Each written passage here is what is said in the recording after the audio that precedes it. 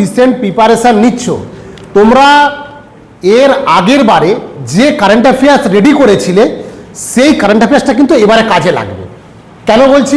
দেখো, অ্যাকচুয়ালি কিন্তু জিকে আর তো পড়ছেই না, তাহলে অনলি কিন্তু কারেন্ট অ্যাফেয়ার্সের উপর বেস করেই তোমার কিন্তু এই পরীক্ষাটা হবে, অনলি কারেন্ট অ্যাফেয়ার্স। তাহলে কারেন্ট অ্যাফেয়ার্সটা কিন্তু এখন থেকে তোমরা ভালো করে সেইভাবে তৈরি করো।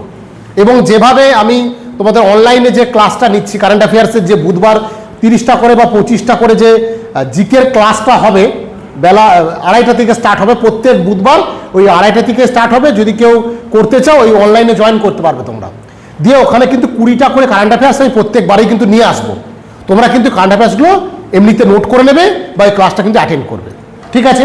তো আমাদের এই যে ম্যাথ 25, সায়েন্স 25, রিজনিং 30, সব থেকে বড় বিষয় হচ্ছে রিজনিং কিন্তু আর আগের মতো সেই ধরনের রিজনিং পড়ছে না।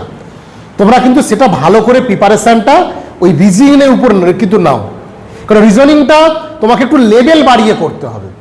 ওখানে কিন্তু তুমি যদি সে নর্মাল, মানে তুমি যদি ভাবো যে আমি ওই সিরিজ করব, নাম্বার সিস্টেম করব, ডিকোডিং কোডিং করব, নর্মালগুলো না করে একটু মডারেট লেভেলে তুমি কিন্তু প্র্যাকটিস করো, ঠিক আছে?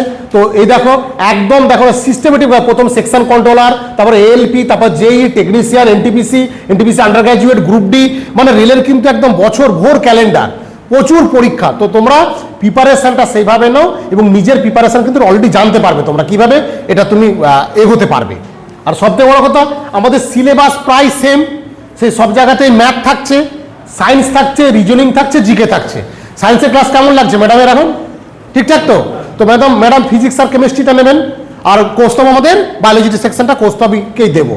তাহলে রবিবার থাকবে তোমাদের বায়োলজি সেকশনটা, আর ফিজিক্স কেমিস্ট্রিটা তোমাদের শনিবারের দিকে থাকবে, ঠিক আছে? সেভাবে তোমরা করো। আর একটা যেটা কথা বলবো, যে যারা এনটিপিসি দেবে, এনটিপিসির ক্ষেত্রে তোমরা কিন্তু একটু মিসলেনিয়াস জিকে কিন্তু করতে হবে। এনটিপিসির ক্ষেত্রে শুধু যদি ভাবো যে কারেন্ট অ্যাফেয়ার্স করে এগিয়ে যাবো, তাহলে কিন্তু হবে না। সেখানে কিন্তু তোমাকে মিসলেনিয়াস জিকেটা করতে হবে। যে কোশ্চেনটা আমি দিয়েছি প্রায় এই ধরনের কোশ্চেনই, হয়তো একটু মডারেট লেভেলে তোমাকে করতে হবে। এই জিকেগুলো কিন্তু এনটিপিসি লেভেলে তোমাকে করতে হবে।